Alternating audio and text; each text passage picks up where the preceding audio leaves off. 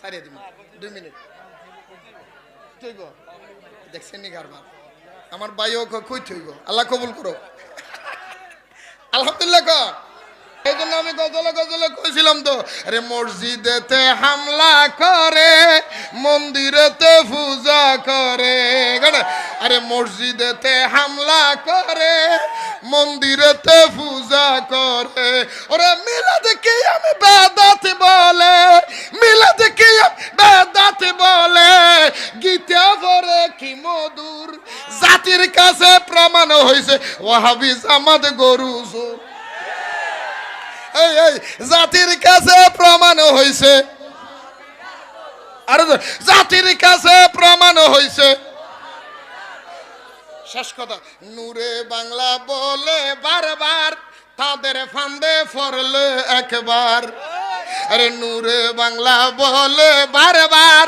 তাদের ফান্দে পড়লে একবার ইমান আমল সব হারাবি ইমান আমল সব হারাবি বৃথা যাবে জীবন তোর জাতির কাছে প্রমাণ হইছে ওয়াহাবি জামাত জাতির কাছে প্রমাণ হইছে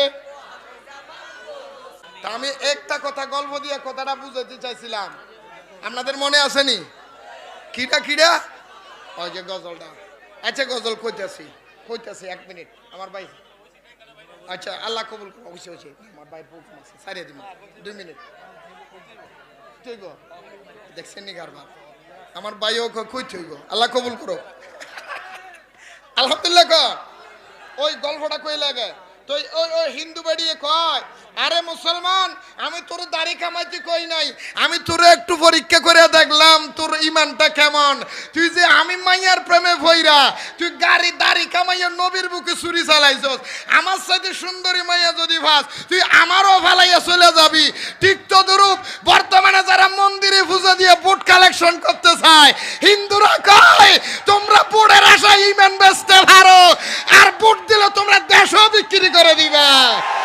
তোমরা যে জাতীয় সিটিং এটা জাতি চিনে ফেলেছে কথা বলেন না ঠিক কিনা বলেন এই জন্য আমি গজলে কইছিলাম তো আরে মসজিদেতে হামলা করে মন্দিরেতে পূজা করে আরে মসজিদেতে হামলা করে মন্দিরেতে পূজা করে ওরে মিলাদ কি আমি বেদাত বলে মিলাদ কি বেদাত বলে গীতা পড়ে কি মধুর জাতির কাছে প্রমাণ হইছে ওয়াহাবি জামাত গরু এই জাতির কাছে প্রমাণ হইছে।